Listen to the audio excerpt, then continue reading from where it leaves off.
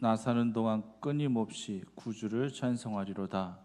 찬송과 가사처럼 그렇게 살아가시기를 바랍니다. 할렐루야. 앞에 계신 분 인사 나누겠습니다. 사랑합니다.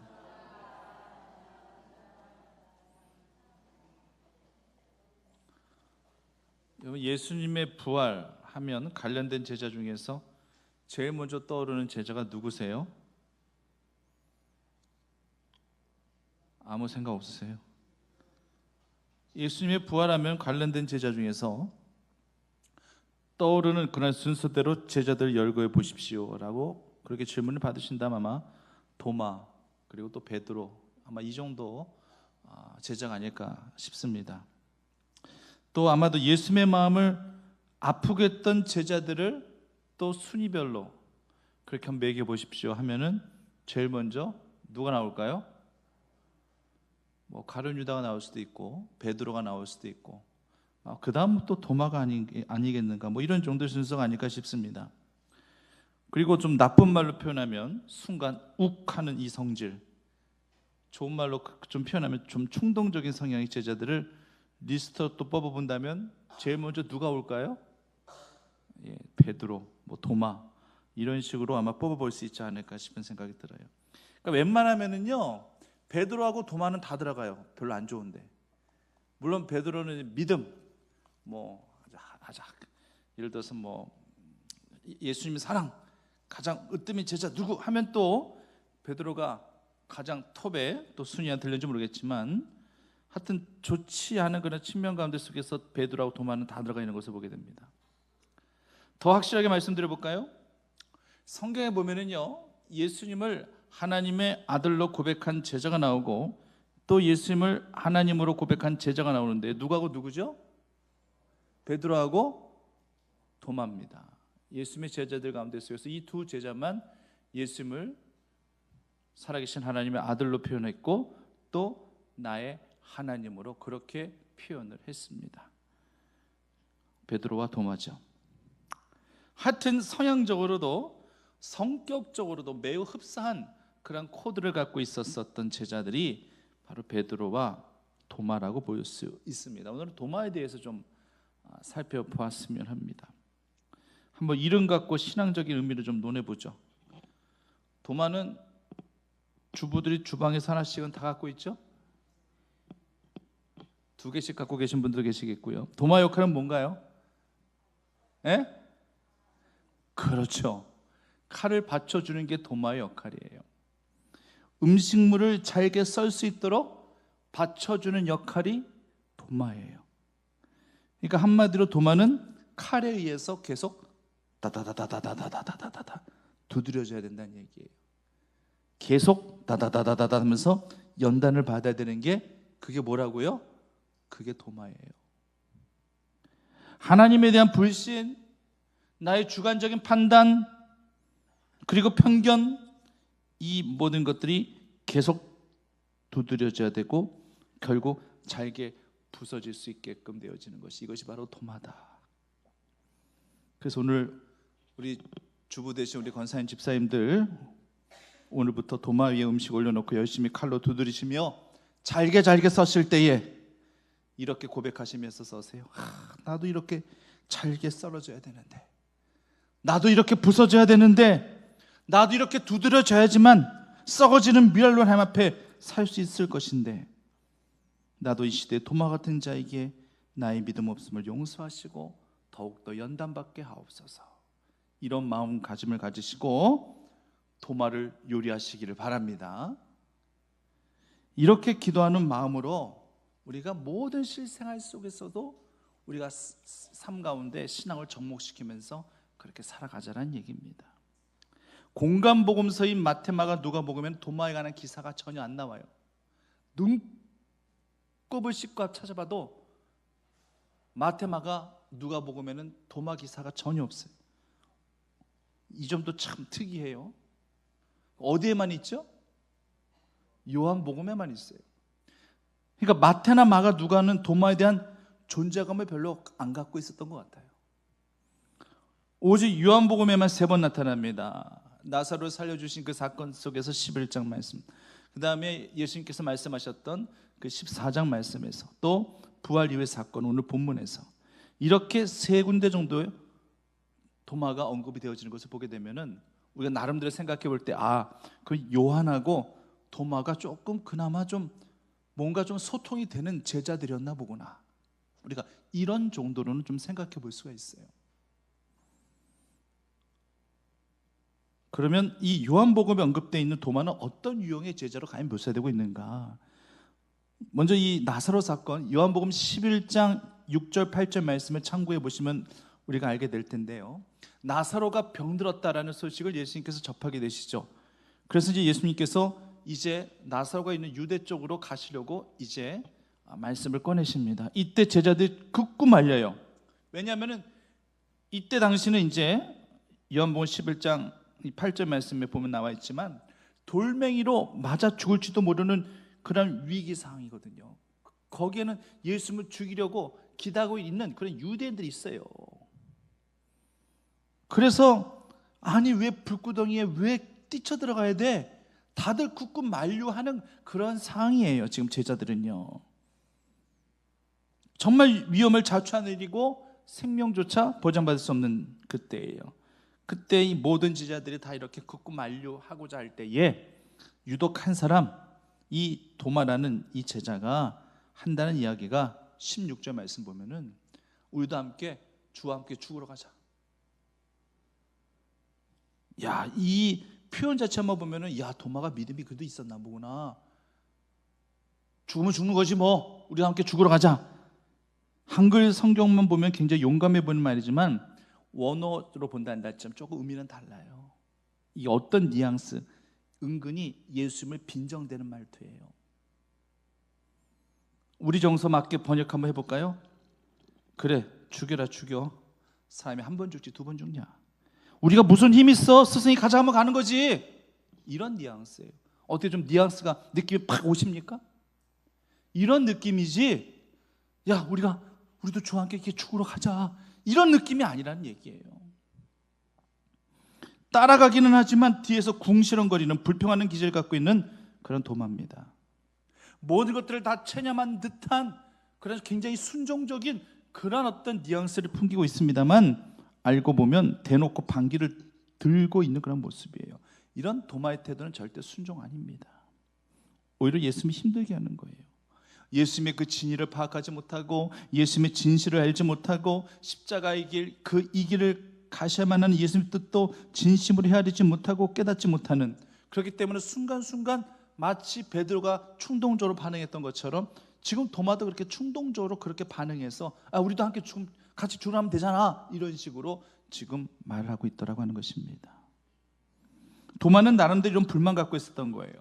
나사로가 이미 죽었는데 아니 이제 와서 가신다고 해서 무슨 소용이 있는 것이며, 그리고 지금 유대로 가면은 돌 맞아 죽을 것도 뻔한데 뭐하러 지금 거기를 가려고 하시는지,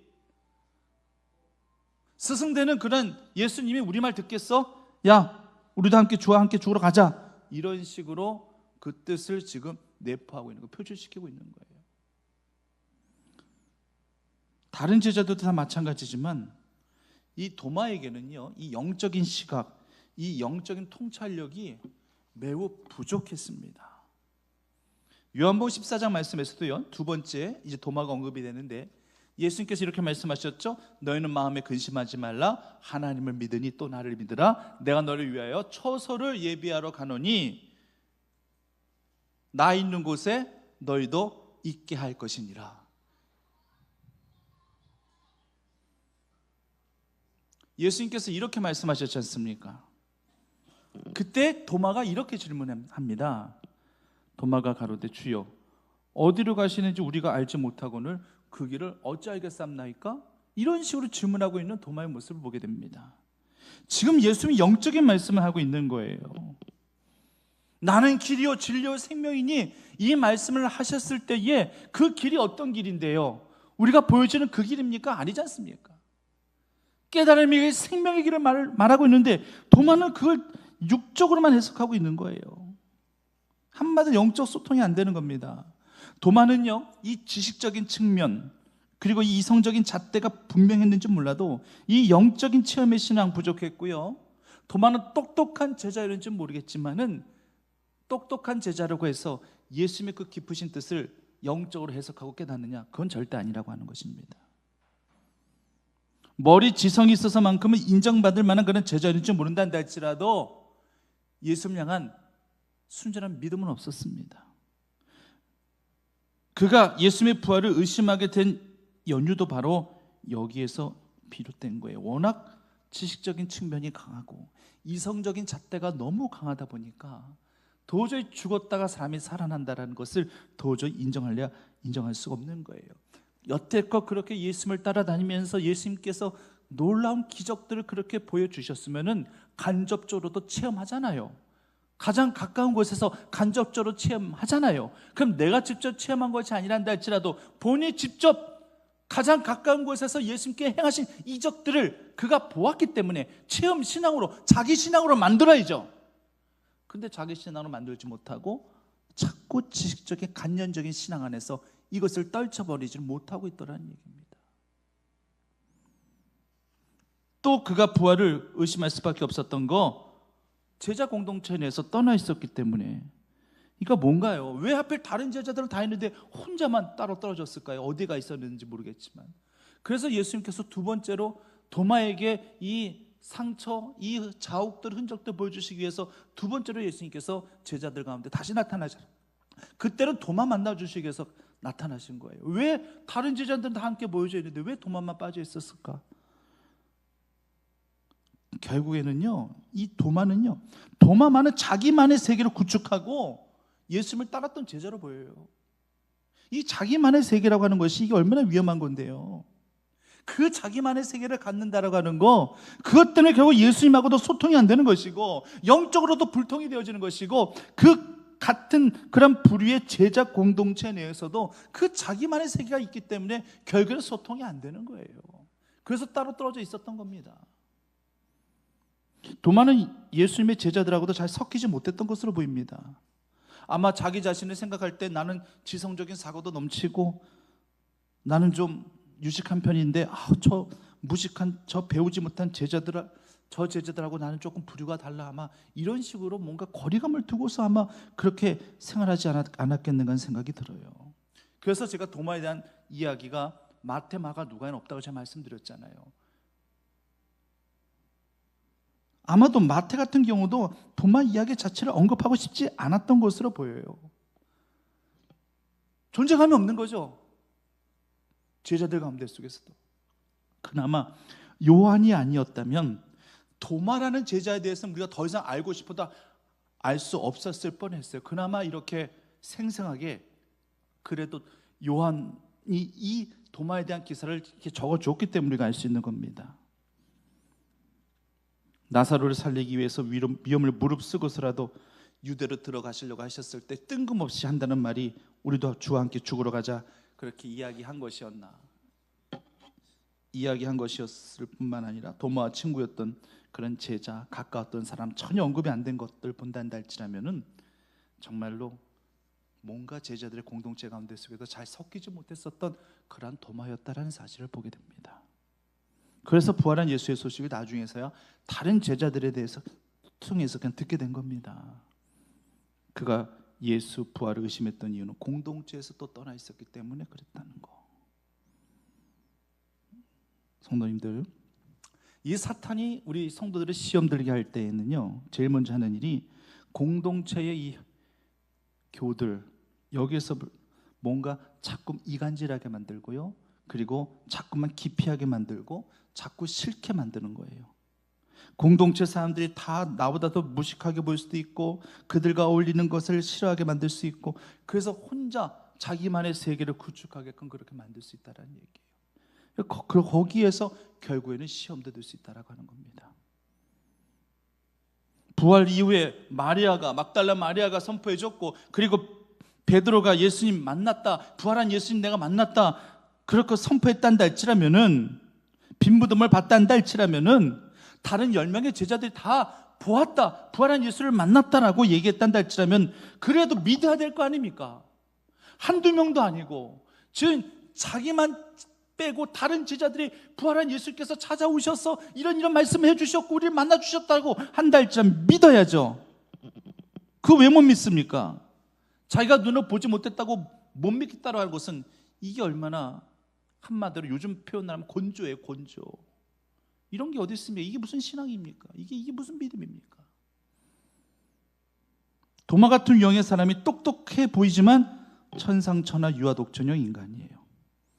자기가 직접 보고 자기가 직접 해야 진리라 인정하고 자기가 없을 때 일어난 그 모든 일들은 다 무효라고 생각하는 사람.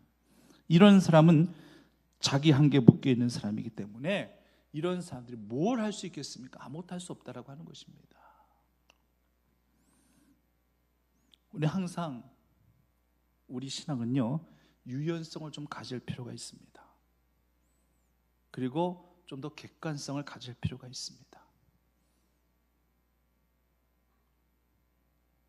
언제든지요, 저 사람의 입장에서는 충분히 그럴 수 있다라는 그런 이 생각과 그 같은 이해관계를 가지고 그들한테 접근했었을 때의 관계성이 만들어집니다. 이솝우화에 이런 이야기가 있죠. 해와 달이 말다툼하는데 해가 이야기를 나뭇잎은 초록색이야. 그리고 사람들은 항상 움직여. 밤에 달이 얘기합니다. 아니야, 나뭇잎은 은색이야. 사람들은 움직이지도 않고 고요해. 잠만 자던데. 아니야, 내 말이 맞아. 아니야, 내 말이 맞아. 아니야, 네가 틀렸어. 아니야, 내가 틀렸어. 그때 이제 바람이 찾아와서 하는 이야기가, 나는 해가 떠 있는 낮에도 바람이 불고 달이 떠 있는 밤에도 나는 부는데 너희들 말이 다 맞아. 나뭇잎 색깔이 초록이고 사람들이 활동하는 건 낮이지만 밤에는 또 나뭇잎 색깔도 달빛에 반사돼서 은색으로 보이기도 하고 그리고 고요하고 적막하지. 잠을 자는 게 맞는 거야. 너희 둘 다 좀 다 말이 맞으니까 제발 좀 싸우지 말고 제발 좀 사이좋게 좀 지내자.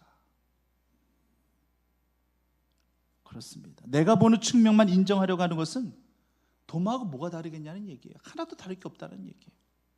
내가 보지 못하고 내가 경험하지 못했던 부분도 인정해 주는 그런 간용이, 이 다양성을 인정해 줄 수 있는 이 같은 간용이 도마에게도 필요하지만 우리 모두에게도 필요하다는 얘기입니다. 하나님의 뜻이 결코 내 뜻대로만 되어지는 것이 아닙니다.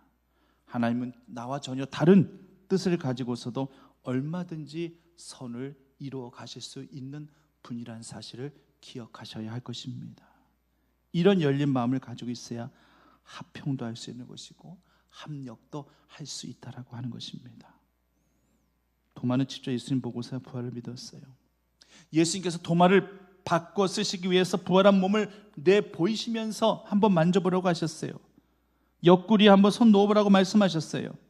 이 말씀에 도마는 직접 예수님의 그 몸을 만져보았는가? 성경 말씀만 본단다 할지라면은 눈으로만 보았지 만지진 않았어요. 구태 만질 필요가 있나요? 이제 자기가 직접 눈으로 보았는데, 그래서 그제서야 도마는 예수님을 만져보지도 않고 나의 주시며 나의 하나님이십니다라고 이렇게 고백하는 것입니다. 좀 진작 이런 신앙 고백했으면 얼마나 좋았을까요? 진작 이렇게 신앙 고백했었단다 할지라면은 정말 예수님께서 아마 베드로가 신앙 고백했었을 때보다 더 기뻐하셨을 텐데요. 그렇잖아요. 베드로가 신앙 고백한 것은 주는 그리스도시여 살아계신 하나님의 아들로 고백했지만, 도마가 고백한 것은 나의 주, 나의 누구로요? 하나님으로. 예수 그리스도를 하나님으로 볼 수 있는 제자가 어디 있었어요?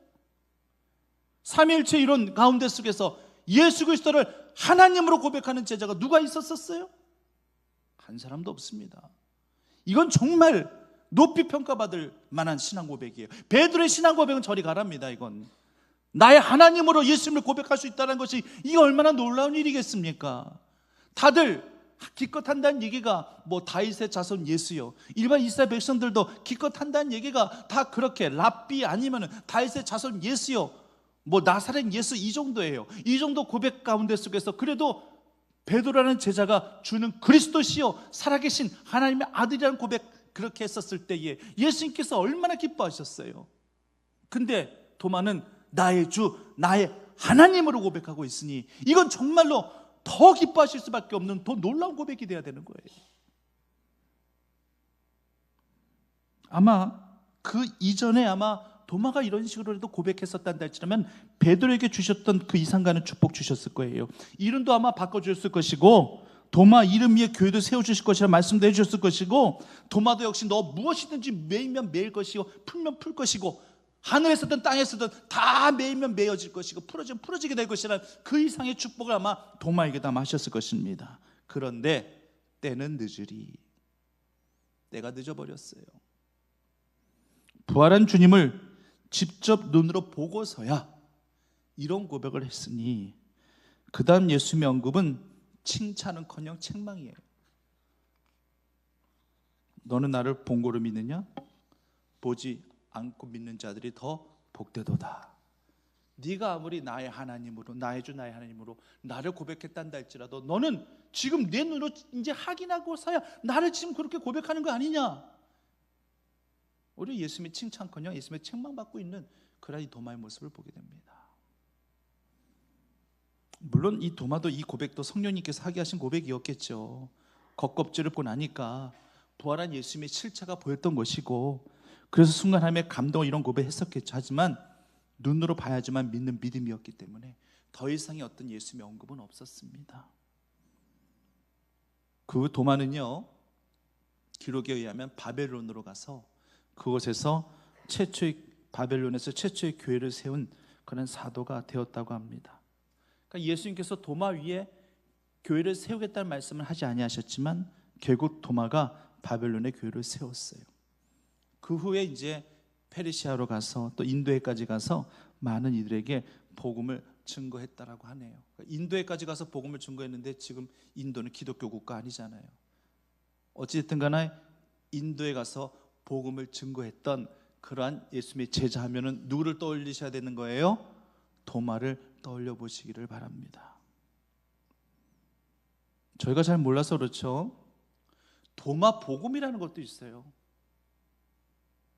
가톨릭에서는요, 성경 신구약 66권 외에도 여러 권을 또 외경이라고 해서 저들 나름대로 그것을 또 인정하고 외우고 있습니다. 읽고 있습니다. 그 성경 중에 하나가 도마 복음이 있습니다. 도마 복음. 근데 저희 개신교는 성경 정경화 작업을 할 때에 도마 복음을 뺐어요. 도마 복음을 뺀 이유가 있습니다. 왜냐하면 왜 뺐는가? 도마 복음에는요, 예수님의 기적 이야기가 다 삭제되어 있어요. 도마가 의도성을 갖고 예수님의 그 기적에 대한 기사는 다 빼버린 거예요. 그리고 예수님께서 하셨던 좋은 말씀들, 그런 말씀들만, 가르침만 그렇게 뽑아서 써놓은 게 그게 도마 복음이에요. 그러니 우리 개신교 입장에서는 이러한 도마 복음을 우리가 받아들일 수 있겠습니까? 못 받아들이죠.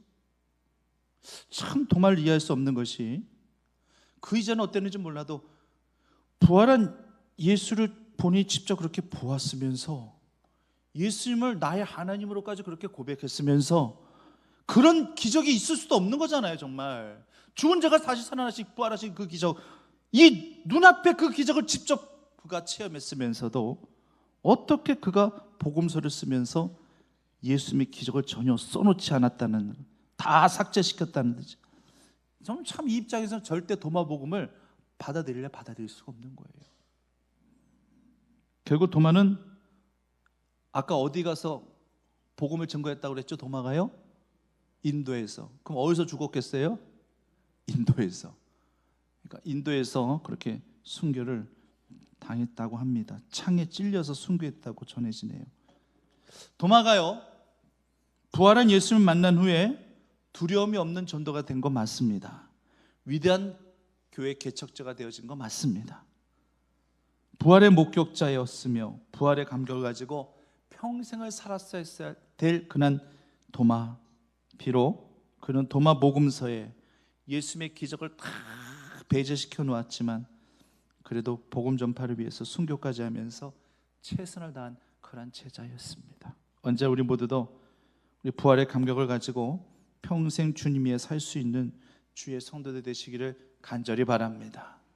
부활절이 이제 한 3, 4일 지났는데 부활의 감격까지 다 잃어버리셨어요? 갖고 계십니까?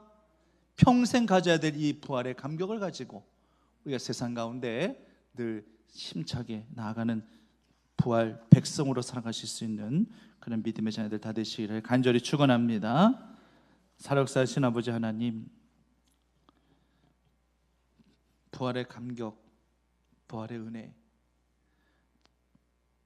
절대 우리가 잃어버리지 말아야 될 그런 이 부활의 신앙 가지고 우리가 하루하루를 살아가고 있습니다.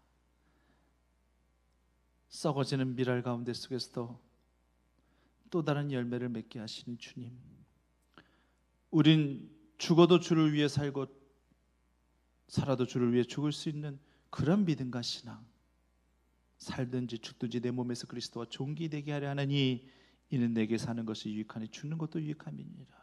그렇게 고백할 수 있는 신앙, 내 몸에서 예수 그리스도의 생명이 나타나게 하려 함이니라 고백했던 그런 사도 바울의 고백처럼 그렇게 주를 위해 죽어질 수 있는 그런 신앙, 이 신앙 갖고 나아감이 부활신앙의 감격 갖고 살아가는 주의 자녀들임을 분명히 믿습니다. 어떤 상황에서든지 항상 이 부활의 감격과 은혜가 우리 삶을 사로잡아 볼 수 있도록 철저히 겸비되어져서 철저히 그대로 순응하고 받들 수 있는 우리의 순전한 믿음이 있게 인도하여 주시옵소서. 오늘도 주의 말씀을 기억하며 또 오늘 하루를 예배 제단 가운데 나와 말씀을 들으며 또 하루를 마무리하게 되어질 때에 우리 안에 평안함을 더하여 주시옵시고 우리 안에 신령한 은혜가 넘쳐날 수 있도록 허락하여 주시옵소서. 예수님의 이름으로 기도드립니다.